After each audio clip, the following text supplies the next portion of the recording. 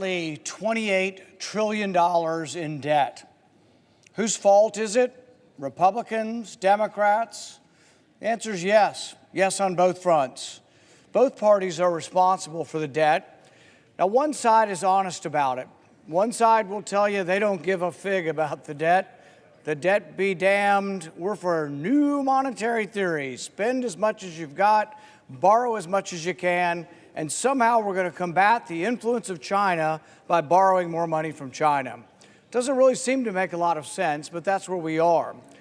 So we have before us a bill that will simply add to the debt. We will go further in debt. You might make the argument that we're actually less strong as a nation the more in debt we are. Where's the opposition? Now, there's no opposition on one side of the aisle, and on the other side, there's feigned opposition. Republicans will feign opposition to the debt, and they will say, well, yes, we care about the debt, and the other side spends too much and borrows too much. And you hear Republicans throughout the land campaigning against the debt, only to come to Washington and vote for most of the debt. So what we end up with is a $28 trillion debt. We actually borrow more in a month than we used to borrow in a year. In March of this year, we borrowed $660 billion in 1 month. The proposals for spending are alarming. We have spent and borrowed more in the last 2 years than we did during World War II. There are going to be repercussions of so much borrowing in such a short period of time. We are seeing a misallocation of capital throughout the economy. We are seeing a grossly inflated stock market. We are starting to see inflation throughout the supply chain, throughout the economy. There are going to be repercussions. The question we have to ask ourselves are we willing to look at the example of countries like Venezuela or Zimbabwe that completely destroyed their currency? People say that couldn't happen in America. It largely hasn't happened because we've been the reserve currency of the world. We've been fortunate. People describe it as having the cleanest shirt in a closet full of dirty shirts. The dollar is weakened by such extravagant spending, and yet people still cling to the dollar because the other currencies are weaker. But this bill simply adds more to the debt. And we say we're going to combat China through this bill, but we're going to combat China by increasing a department of government, the National Science Foundation, that is actually probably one of the most wasteful agencies in government. William Proxmire was a conservative Democrat from Wisconsin back in the 60s and 70s. He started an award called the Golden Fleece Award. One of the first awards he gave Order in the chamber, please. One of the first awards that William Proxmire gave, the Golden Fleece Award, was an award for a study about what makes people fall in love. You'd think with the lampooning through the years, the ridiculous lizards on treadmills of Panamanian frogs, that after a while people would say, instead of giving this agency that is so full of waste and ridiculous studies, maybe instead of giving them more money, we should give them less money. So perhaps if we wanted them to reform, we would say to the National Science Foundation, instead of increasing your budget 68%, why don't we reduce their budget 10% and say behave better? Why don't we reform how they pick their committees? So for example, if you want to study— You need order in the chamber. If you want to study cocaine and you want to study Japanese quail using cocaine and you want to know if they're more sexually promiscuous, do you know how you get approval for your funding? You call up your other buddies that study cocaine in animals and you say, hey, I've got this great new study. Would you guys like to join in it and be my peer review committee? So it's actually the ridiculous studies that we discover, they're being voted on by people who are selected by the people doing the studies. So what they do is they select other people with ridiculous studies and they say, we'll vote for yours if you vote for mine. So how do we get, $500,000 spent studying Panamanian frogs? They want to know whether or not the mating call of the country frogs in Panama is different than the mating calls of the city frogs. Well, coming from a rural state, I can tell you the mating calls of the country folk is always different than the city folk. We could have polled the audience. Are quail more sexually promiscuous on cocaine? I think we could have polled the audience. So the thing is, there could be some reforms. So for example, as much as I'm opposed to government spending, there are some important diseases, let's say Alzheimer's, cancer, diabetes, heart disease. Why wouldn't we make the committees for the National Science Foundation, why wouldn't we make the committees have someone on there from one of the big 5 diseases? Why wouldn't we put a taxpayer advocate on there? Why wouldn't we have some sort of inspector general process so this doesn't happen? You know, we have to review this. This is an academic point. We've now discovered that the NIH was funding the Wuhan lab. So we should have oversight on what happens. But after 50 years of abuse at the National Science Foundation, we're still studying, will people eat ants to combat climate change? Seriously, that was a study. How many ants will people eat? And how many ants do you have to eat to reduce the global warming by 1 degree? It's a lot of ants. But the thing is that's the kind of studies that we're having coming out of here, and we don't make it any better by increasing their budget. If you are a wasteful agency and we give you more money, we'll get more waste. If you want less waste, and this goes not only for this, it goes for the military, it goes for any other agency of government. If you give any agency more government money, you'll get more waste. You won't get less. So the cocaine was actually NIH, not NSF. NIH has got some of the same problems. One of the ones from the NIH in recent years was $2 million to see if someone in the buffet line, when you're going through the buffet or Luby's cafeteria, and someone in front of you sneezes on the food, are you more or less likely to eat the food? $2 million. Now look, if you want to come to me and say we should study Alzheimer's disease, I've got open ears. Heart disease, diabetes. But if you want to study whether somebody sneezing on the food makes you more or less likely to eat the food, that's just ridiculous. The American people know it's ridiculous. If the American people could see what we're voting on and say, oh, we're going to combat China by giving more money to the most wasteful agency in the world. And where's the money coming from? Is it out of a surplus?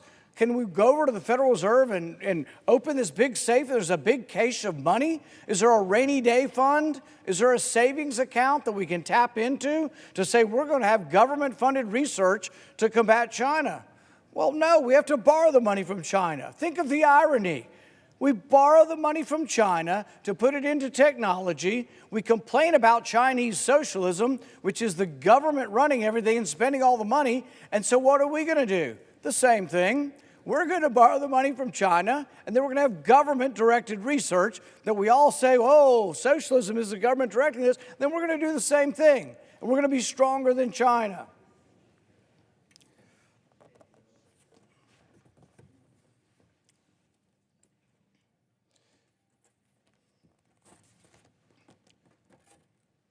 A good example of how, and this is sort of a technical detail of how the committee process works and how grant funding works. There was $700,000 allotted from the National Science Foundation for autism. Look, I know parents who have kids with autism. I can be convinced that the federal government can be involved in some way. But the $700,000 that was allotted for autism was then taken and subcontracted to a bunch of eggheads who wanted to listen to a tape of Neil Armstrong on the moon. So if you're as old as me, you can remember being in school and seeing the crackly black and white pictures coming back from the moon and hearing Neil Armstrong say, one small step for man, one giant leap for mankind. Or did he say, one small step for a man? So a group of researchers, and I use the term loosely, at the National Science Foundation got $700,000 of autism money to study one word, the preposition a. Did Neil Armstrong use the letter A or the word A, or did he not? So they studied, and they were diligent. They listened to this 20-second clip over and over and over again. I think it took them a year of listening to this. They wrote reports and had findings. And you know what their conclusion was in the end? We just don't know. We just don't know. Was it one small step for man or one small step for a man? So this is something you could fix. Before throwing and heaping more borrowed money on the National Science Foundation, maybe we could say you can't subcontract money that was meant for Alzheimer's to ridiculous research. How would you stop it? Maybe you would have a committee that reviews the grants that has someone on the committee from one of the big 5 diseases that actually says, should we be spending the money on autism or should we spend the money on Neil Armstrong's statement on the moon? Should we be spending it on this versus diabetes? See, everything's a trade-off. Everybody comes to Washington, and if you ask them, you know, the people who advocate for Alzheimer's or diabetes or cancer, are you getting enough money? And when I tell them, the autism parents, that their money went to study Neil Armstrong, you know what I get? Dropped jaws and people going, you've got to be kidding me. My mother or father is dwindling away from Alzheimer's, and they spent money studying Neil Armstrong? Did he say one step, giant step for man, or one small step?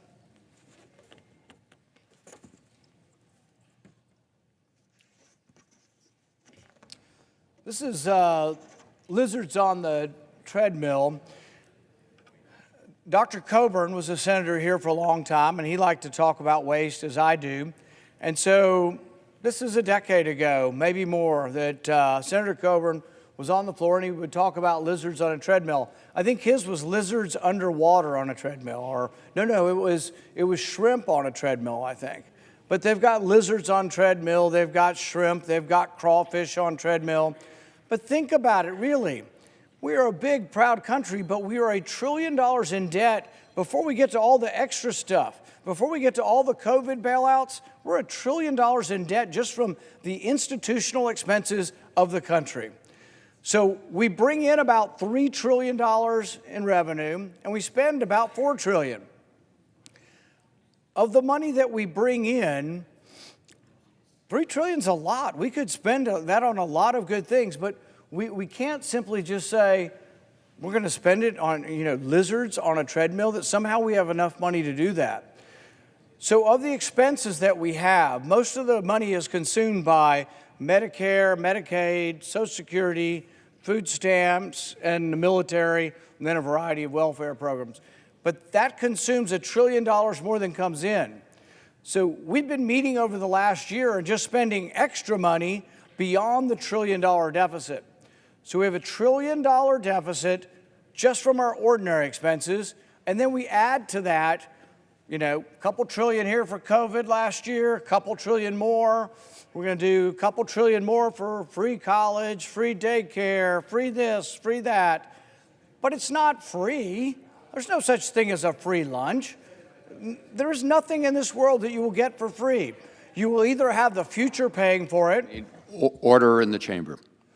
You will either have the future paying for it, our kids and our grandkids paying for it, or you will pay for it through inflation, or you pay for it through default. And you can default in a dramatic way through the destruction of a currency, or you can default in a gradual way through price inflation. As it is, we're starting to see the price inflation take off. There are people concerned about inflation that's already at the stock market and where this goes from here. But I don't think this bill makes us stronger. In fact, I think the Chinese sit back and, hold their hand up and sort of titter and laugh at America, thinking they're going to be stronger by borrowing more money from China. So I just don't think it makes us any stronger at all. I think it makes us weaker. And it would be one thing if it weren't being so horribly wasted. Lizards on a treadmill. So they get the lizard on a treadmill, and then they have active x-rays to look at its joints. They were curious as to why a lizard waddles. So have you ever seen a lizard or an iguana? They walk funny, they waddle. So why do they waddle? What do their joints look like in x-rays? And so we spent, $1.5 million studying lizards on a treadmill.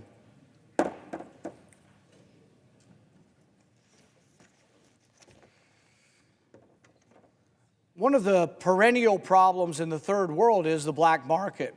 We have it in our country, and it's sort of a function of when taxes and regulation in the official economy become so onerous that you need to escape the official economy. That's what the black market is. So a good example is New York City.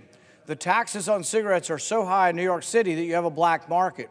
In fact, the death of Eric Garner, the sad death of Eric Garner being choked to death in New York City, had to do with taxes.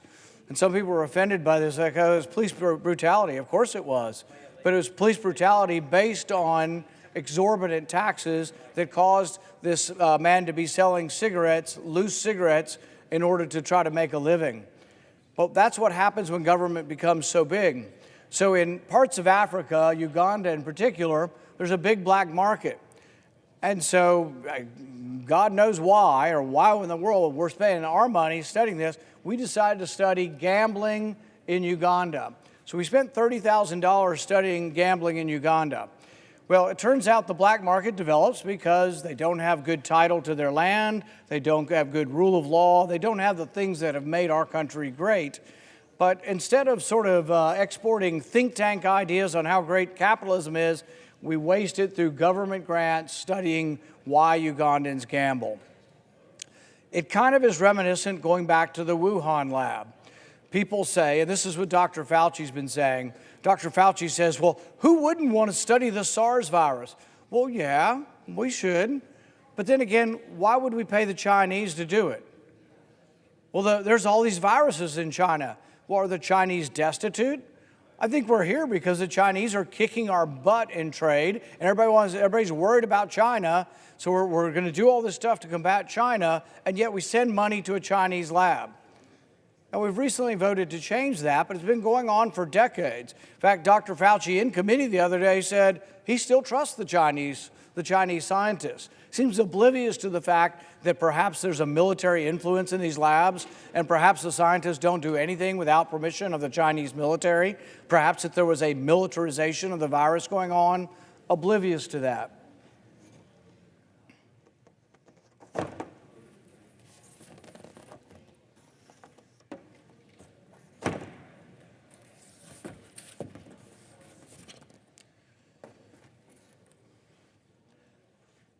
So there's a space camp in Alabama. My kids went to it one year. It's a great camp, and I'm all for it. I, would like to see more Americans go. If some American kids, don't have the means, it'd be nice if we could help American kids go to space camp.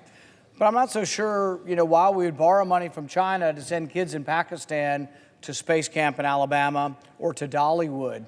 $250,000.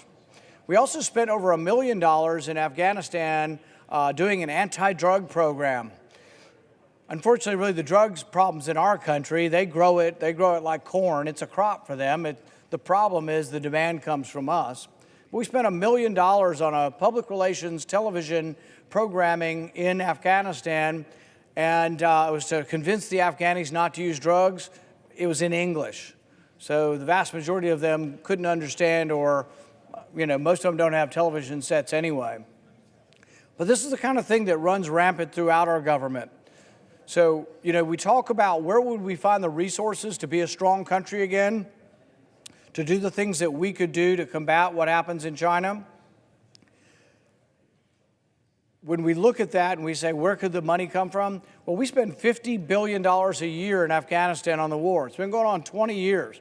The war's 18 years past having any useful mission at all. The mission was over probably once the Taliban was defeated. There was still some mission for bin Laden, but didn't really require necessarily troops on the ground and nation building. But we've been doing nation building in Afghanistan. So our nation crumbles. We worry about China, the threat of the ascendance of China, and yet, what are we doing? We're borrowing money from China to build roads in Afghanistan. One of the things they did in Afghanistan years ago is they were going to build a natural gas station. This was to reduce the footprint of Afghanistan, the carbon footprint. So this is the absurdities we sometimes go to with climate change. This is a country that cooks their food on open fires often. This is a country with an average income of about $800. Most people do not have a car. So what did we decide to do for Afghanistan to reduce their carbon footprint? We decided to build a natural gas station. So the natural gas station was built. It was supposed to cost $800,000, but sometimes government's not that efficient, so they had a few cost overruns, 83, and it ended up costing $45 million. So my question, as I heard about this natural gas station, was how many Americans have a car that runs on natural gas? I think there's a handful of people who are really into it and have converted their cars into running on natural gas. There's a trucking company I'm aware of. And it's not a bad idea, but it's a boneheaded, idiotic idea to build a gas station for natural gas vehicles in Afghanistan. They don't have cars, much less cars that run on natural gas. But we did it. We spent $45 million in Afghanistan on it. So my staff was over there looking at the waste. and they said to the military, can we go see the famous natural gas station? And as they wanted to go see it, the Marines said, well, it would take two helicopters full of 30 Marines in each helicopter to take you to the gas station. So we were told it was too dangerous, and we didn't want to insist on something that was that dangerous. So we spent $45 million on a gas station that we can't visit because it's too dangerous to serve up natural gas that nobody has a car that runs on natural gas. And my imagination goes to the gas station. All I can imagine is sort of copper tubing sticking out of the ground, people running off with copper tubing. We built major highways over there, but one of the biggest problems is no cars. But the other problem they have in Afghanistan is people put their camels in their tents. And so if you ever want a car to go up and down the road, you got to shoo the camels and the tents off the road. We decided to build luxury hotels. See, this is part of our national defense. I think it was the Overseas Investment Bank or whatever. We spent $90 million on a hotel in Kabul. Well, we didn't quite get finished. The contractor built about half the hotel. He built the shell of the hotel with no walls. I think he completed one room so he could send pictures home to say he was making progress. The hotel was never built. The guy ran off with like 60 million of the 90 million. The hotel still sits there. And guess what? It's a shell of a building. Our people are worried about the Taliban crawling up in it and shooting down into our embassy. So the next thing is, I'm surprised it's not in this bill, maybe, who knows what's in this bill.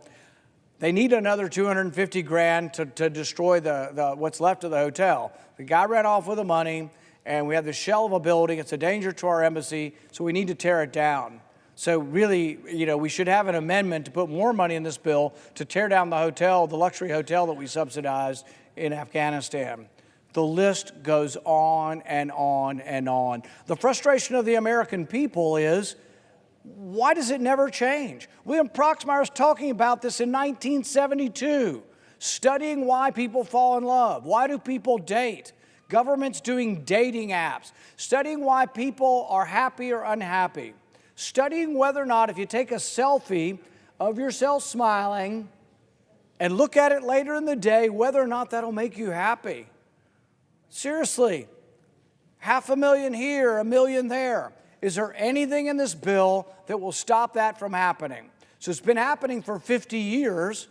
We didn't even authorize these things. They just go on and on. There's no oversight. You ask any questions, nobody wants to give you any answers, and it goes on and on. Now, this isn't just one party. Both parties do it, and both parties are going to vote for this bill. But I guarantee if you put up the different waste things that are going on in our government, and you said that this is the agency that's studying the mating call of the Panamanian frog, these are the agencies studying whether someone sneezes on your food, do you think the American people would be with you? They're only with you because they don't know what you're doing today. They don't know that you're wasting more money, that you're shoveling good money after bad. They don't know that this is more of the same, that this has been going on for 50 years, and nobody, Republican or Democrat, is fixing the problem. We're just shoveling more money out the door. We're destroying our country. We're destroying our currency. Right now, it's a little bit at a time. It's coming through inflation, but inflation's out there. It's lurking. People are talking about it. But there's also another way you can destroy your country. If you look at the 20th century and you look at the decline in the stock market, most of it's in like 7 days.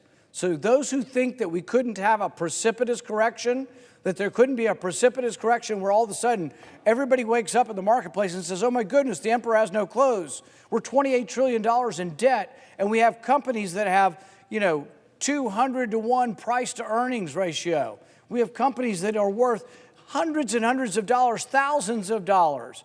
And yet, what is their profit? Some of them don't make profit. Is there going to be a day where people wake up and say, oh my goodness, the stock market, the emperor has no clothes, and there's a massive sell-off? I don't know. But I do worry that the stock market is grossly inflated. I do worry when we pass out $1,400 checks, which we did not have. We give them to everybody, and what do the young people do with their checks? Buying GameStop.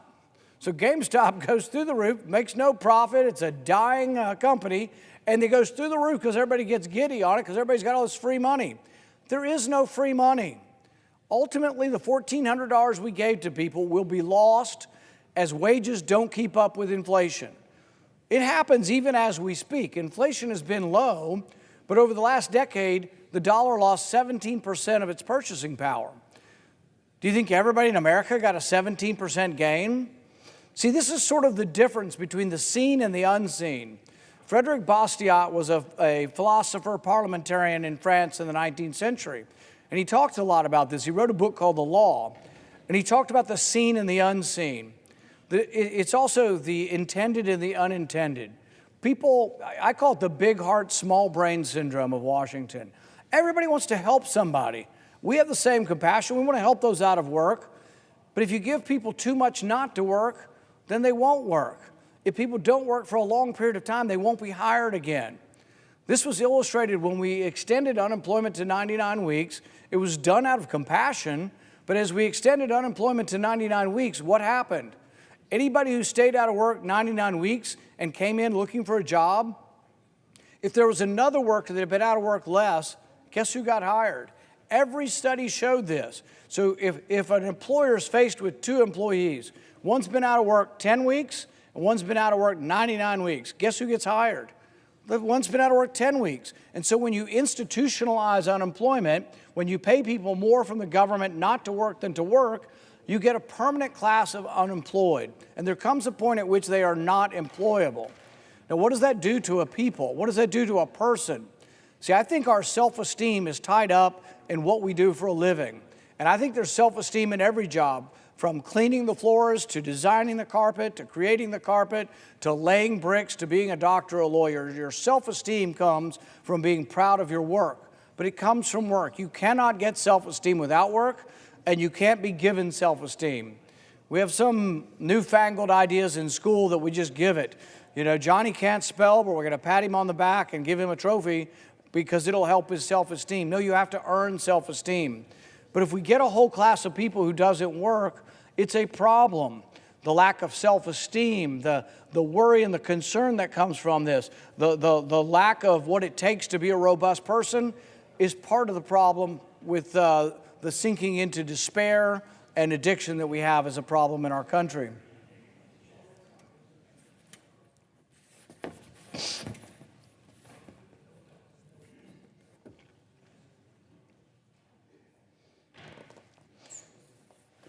This is another waste project. This comes out of our State Department. So, you know, we fund the State Department for diplomacy. I'm for that. But we end up funding things in the State Department. You wonder if they're useful for diplomacy or whether they're just pork barrel politics. This was $850,000 that was given to a for-profit Afghan television station to support the development of a national cricket league. Really? So our State Department, which, you know, we have to pay ambassadors, we got to pay assistant ambassadors, we got to pay, you know, all the different personnel, those protecting the ambassador in our embassies, we got to pay for the embassies, the electricity, all that stuff we have to do. I'm for that. Where do we get the money to pay for a cricket? Where is it the business of the U.S. government? But here's the point. Does it ever get better? Did someone go, my goodness, someone stuck this little earmark in for the National Cricket League? Does someone ever say, oh my goodness, we did this, and we reform the process and say never again? No, we give them more money.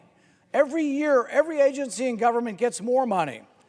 If you think there is a waste problem in government and you want to fix it, it won't get better if you give people more money. You would have to give them less. So what I'd do is I'd give everybody 99% of what they had last year. If it's a terrible agency like the National Science Foundation, I might give them 50% of what they had last year. And I would say to them, prove to me that you're not going to do this again. So they were studying dating back in '72 and Proxmire lampooned them. 50 years later, they're studying selfies. They haven't learned their lesson. If you look at the process, they pick the people they want to approve their projects. You scratch my back, I'll scratch yours. You do cocaine studies, hey, me too. Well, you approve my cocaine study, I'll approve yours. That's what goes on with the National Science Foundation.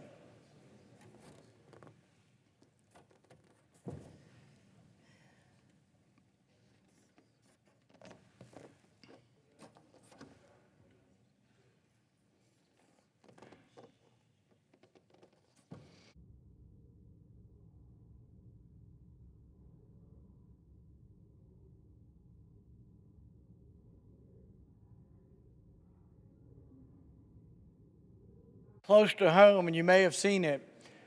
We call it a streetcar named Waste. It's about a couple blocks from the Capitol over on H Street, and it's a streetcar they spent millions of dollars on, and for years there was nobody on it, and for years it didn't go anywhere. It was a streetcar to nowhere, basically. But we spent $1.6 million on this, and basically you could see it as basically a trolley car with nobody in it. It was sort of this nostalgia. It's one thing to preserve something, but it's another to create some sort of thing that hasn't existed for 50 years and nobody rides. But that costs us $1.6 million, and often you'll see it sitting vacant or not in use at all.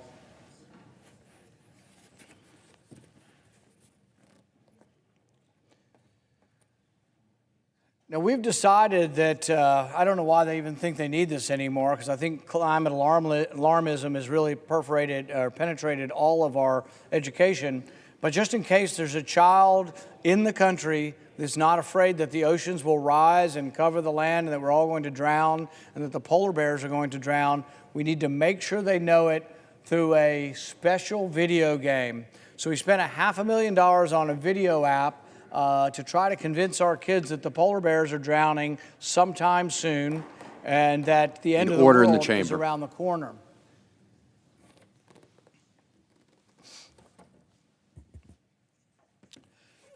Will the chair inform me how much time I have remaining?